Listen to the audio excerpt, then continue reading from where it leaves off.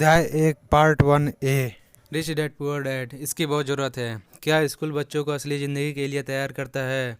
मेरे mummy daddy कहते थे मेहनत से पढ़ो और अच्छे नंबर लाओ, क्योंकि ऐसा करोगे तो तुम्हें एक अच्छी तनख्वाह वाली नौकरी मिल जाएगी।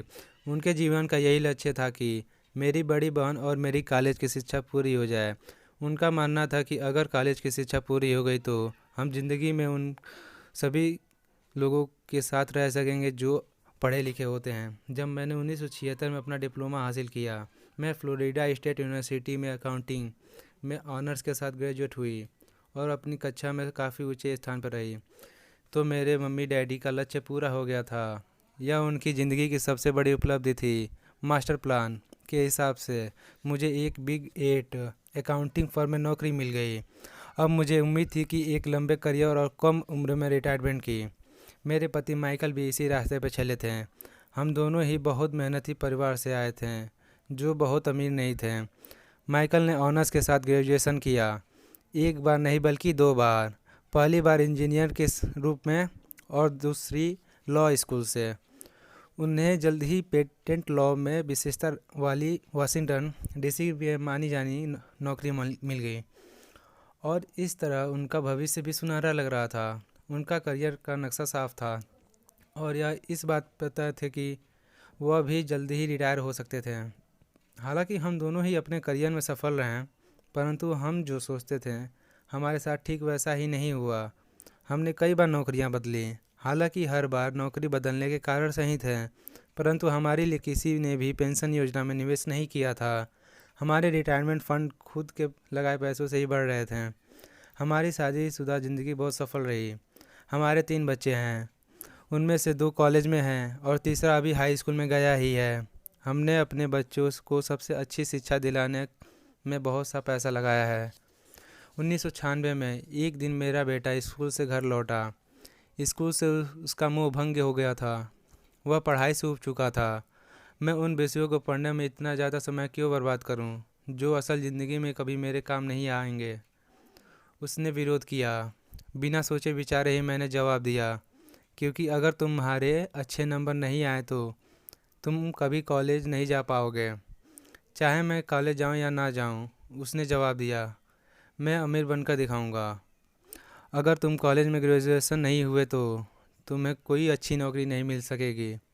मैंने एक माँ की तरह चिंतित और आतंकित होकर कहा, बिना अच्छी नौकरी के तुम किस तरह अमीर बनोगे?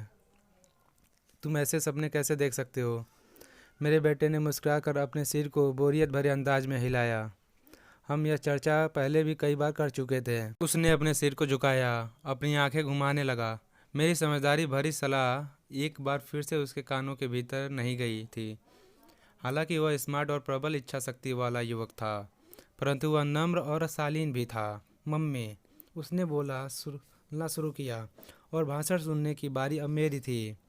समय के साथ चलिए, अपने चारों तरफ देखिए। सबसे अमीर लोग अपनी शिक्षा के कारण इतने अमीर नहीं बने हैं। माइकल जॉर्डन और मैडोना को देखिए। यहाँ तक कि बीच में हार्वर्ड छोड़ देने वाले बिल गेट्स ने माइक्रोसॉफ्ट कायम किया। आज वे अमेरिका के सबसे अमीर व्यक्ति हैं और अभी उनकी उम्र 30 से 40 के बीच ही होगी। और उस बेसबॉल पिचर के बारे में तो आपने सुना ही होगा, जो हर साल $40 लाख से भी ज़्यादा कमाता है, जबकि उस पर दिमागी तौर पर कमज़ोर होने का दावा या लेबल लगाया गया है। हम दोनों काफ़ी समय तक चुप रहे हैं। अब मुझे यह समझ में आने लगा था कि मैं अपने बच्चों को वही सलाह दे रही थी जो मेरे माता पिता ने मुझे दिया था। हमारे चारों तरफ की दुनिया तेज़ी से बदल रही थी, परंतु हमारी सलाह नहीं बदली थी। अच्छी शिक्षा और अच्छे ग्रेड हासिल करना अब सफलता की गारंटी नहीं रह गए थे। हमारे बच्चों के अलावा यह बात भी किसी और को समझ में नहीं आई थी। मम्मी, उसने कहा, मैं डैडी और आपकी तरह कड़ी मेहनत नहीं करना चाहता हूँ। आपको काफ़ी पैसा मिलता है और हम एक शानदार मकान में रहते हैं जिसमें बहुत से कीमती सामान हैं। अगर मैं आपकी सलाह मानूंगा तो मेरा हाल भी आपकी तरह ही होगा। मुझे भी ज़्यादा मेहनत करनी पड़ेगी ताकि मैं ज़्यादा टैक्स भर सकूं और कर्ज में डूब जाऊं। वैसे भी आज की दुनिया में नौकरी की सुरक्षा बची नहीं है। मैं जानता हूं कि छोटे और सही आकार की फर्म कैसी होती है। मैं यह भी जानता हूं कि आज के दौर में कॉलेज और स्नातकों को कम तनख्वाह मिलती है। जबकि ज़माने में उन्हें ज़्यादा तनख्वाह मिलती थी। डॉक्टर को देखिए, अब वे उतना पैसा नहीं कमाते हैं जितना वे पहले कभी कमाया करते थे।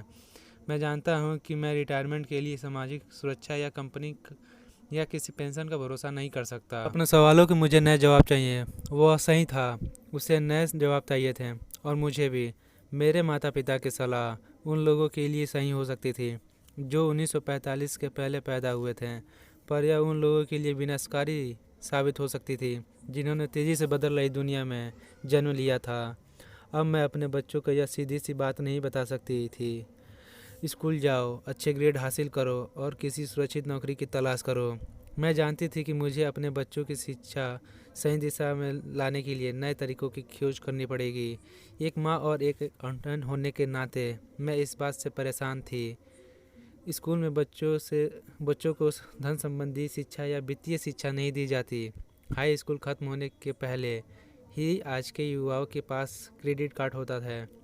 यह बात अलग है कि उन्होंने कभी धन संबंधी पाठ्यक्रम में भाग नहीं लिया होता और उन्हें यह भी नहीं पता होता कि इसे किस तरह निवेश किया जाता है। इस बात का ज्ञान तो दूर की बात है। क्रेडिट कार्ड पर चक्रवृद्धि ब्याज की गणना, इसे आसान भाषा में कहे तो उन्हें धन संबंधी शिक्षा नहीं मिलती है और यह ज्ञान भी नहीं होता है कि पैसे को किस तरह काम लिया जाता है। इस तरह वे दुनिया का सामना करने के लिए कभी तैयार नहीं हो पाते हैं। उनका इंतज़ार कर रही ये नई दुनिया, एक ऐसी दुनिया जिसमें बचत से ज़्यादा खर्च को महत्व दिया जाता है।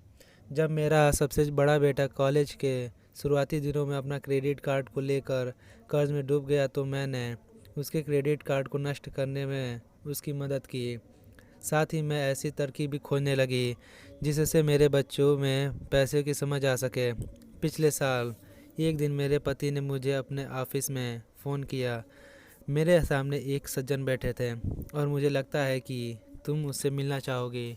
उन्होंने कहा, उनका नाम रॉबर्ट कियोसाकी है। वे एक व्यवसायी हैं और निवेशक हैं तथा वे एक शैक्षणिक उत्पाद का पेटेंट करवाना चाहते हैं। मुझे लगता है कि तुम इसी चीज़ की तलाश कर रही थी जिसकी मुझे तलाश थी। मेरे पति माइक रॉबर्ट कियोसाकी द्वारा बनाए जा रहे नए शैक्षिक उत्पाद के कैश फ्लो से इतने प्रभावित थे कि उन्होंने इसके प्रशिक्षण में हमें बुलवा लिया। यह एक शैक्षणिक खेल था, इसलिए मैंने स्थानीय विश्वविद्यालय में पढ़ रही अपनी 19 वर्षीय बेटी से पूछा कि क्या वह मेरे साथ इस खेल में भाग लेने के लिए तैयार है। इस खेल में हम लगभग 15 लोग थे जो 3 समूहों में विभाजित थे। माइक सही थे, मैं इसी तरह के शैक्षिक उत्पाद की खोज कर रही थी, लेकिन यह किसी रंगीन मोनोपोली बोर्ड की तरह लग रहा था जिसके बीच में एक बड़ा सा चूहा था। परंतु मोनोपोली से यह इस तरह अलग था जिसमें 2 रास्ते थे, एक अंदर और दूसरा बाहर। खेल का लक्ष्य अंदर वाले रास्ते से बाहर निकलना, जिसे रॉबर्ट चूहा दौड़ कहते थे, और रास्ते पर पहुंचना या तेज़ रास्ते पर जाना। रॉबर्ट के मुताबिक तेज़ रास्ता हमें यह बताता है कि असल ज़िंदगी में अमीर लोग किस तरह पैसे का खेल खेलते हैं। रॉबर्ट ने हमें चूहा दौड़ के बारे में बताया। अगर आप किसी भी औसत रूप से सुरक्षित या शिक्षित कड़ी मेहनत करने वाले आदमी की ज़िंदगी को देखें तो उसमें आपको एक सा ही सफ़र दिखेगा। बच्चा पैदा होता है, स्कूल जाता है, माता पिता खुश हो जाते हैं क्योंकि बच्चे को स्कूल में अच्छे नंबर मिलते हैं और उससे दाखिला कॉलेज में हो जाता है। बच्चा स्नातक हो जाता है और फिर योजना के अनुसार काम करता है। वह किसी आसान सुरक्षित नौकरी या करियर की तलाश करता है। बच्चे को ऐसे ही काम मिल जाते हैं, शायद वह डॉक्टर या वकील बन जाता है, या वह सेना में भर्ती हो जाता है, या फिर कोई पुलिस अधिकारी बन जाता है, किसी सरकारी नौकरी करने लगता है, या फिर कोई प्राइवेट जॉब ही जो उसके भविष्य को बेहतर करने के लिए लाभदायक हो सकती हैं। लेकिन ऐसा नहीं है। उसके पास थोक में क्रेडिट कार्ड आने लगता है और अगर अब तक उसने ख़रीदारी करना शुरू नहीं किया है तो अब जमकर ख़रीदारी करना शुरू हो जाता है। खर्च करने के लिए पैसे पास में होते हैं तो वह उन जगहों पर जाता है जहां उसकी उम्र के ज़्यादातर नौजवान जाते हैं, लोगों से मिलते हैं, डेटिंग करते हैं और कभी कभार शादी भी कर लेते हैं। अब ज़िंदगी में मज़ा आ जाता है क्योंकि आजकल पुरुष और महिलाएं दोनों ही नौकरी करते हैं। 2 तनख्वाहें बहुत सुखद लगती हैं। पति पत्नी दोनों को लगता है कि उनकी ज़िंदगी सफल हो गई है। उन्हें अपना भविष्य सुनहरा नज़र आता है। अब वे घर, कार, टेलीविज़न खरीदने का फैसला करते हैं, छुट्टियां मनाने कहीं चले जाते हैं और फिर उनके बच्चे हो जाते हैं। बच्चों के साथ उनके खर्चे भी बढ़ जाते हैं। खुशहाल पति पत्नी सोचते हैं कि ज़्यादा पैसा कमाने के लिए अब उन्हें ज़्यादा मेहनत करना पड़ेगा। उनका करियर अब उनके लिए पहले से ज़्यादा मायने रखता है। वे अपने काम में ज़्यादा मेहनत करने लगते हैं ताकि उन्हें प्रोफेशनल जॉब मिल जाए और अच्छी तनख्वाह वाली नौकरी मिल जाए। तनख्वाह बढ़ती है, पर उसके साथ ही दूसरा बच्चा पैदा हो जाता है। अब उन्हें एक बड़े घर की ज़रूरत महसूस होती है। वे नौकरी में और भी ज़्यादा मेहनत करना चाहते हैं और करते भी हैं। अब वे बेहतर कर्मचारी बन जाते हैं और ज़्यादा मन लगाकर काम करने लगते हैं। ज़्यादा विशेषज्ञता हासिल करने के लिए वे एक बार फिर से किसी स्कूल में जाते हैं ताकि वे ज़्यादा पैसे कमा सकें। हो सकता है कि वे दूसरा काम खोज लें। उनकी आमदनी बढ़ जाती है, परंतु उस आमदनी पर उन्हें इनकम टैक्स भी चुकाना पड़ता है। यही नहीं, उन्होंने जो बड़ा घर खरीदा है उस पर भी टैक्स देना होता है। इसके अलावा उन्हें सामाजिक सुरक्षा का टैक्स भी चुकाना होता है।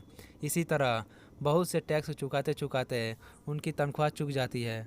वे अपनी बढ़ी हुई तनख्वाह लेकर घर जाते हैं और हैरान होते हैं कि इतना सारा पैसा आखिर कहाँ चला गया।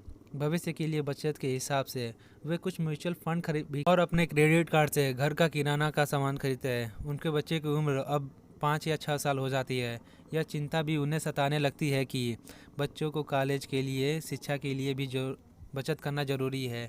इसके साथ ही उन्हें अपने रिटायरमेंट के लिए पैसा बचाने की भी चिंता सताने लगती है। दोस्तों, चैप्टर 1 का पार्ट भी देखने के लिए इसे लाइक, शेयर और सब्सक्राइब करें।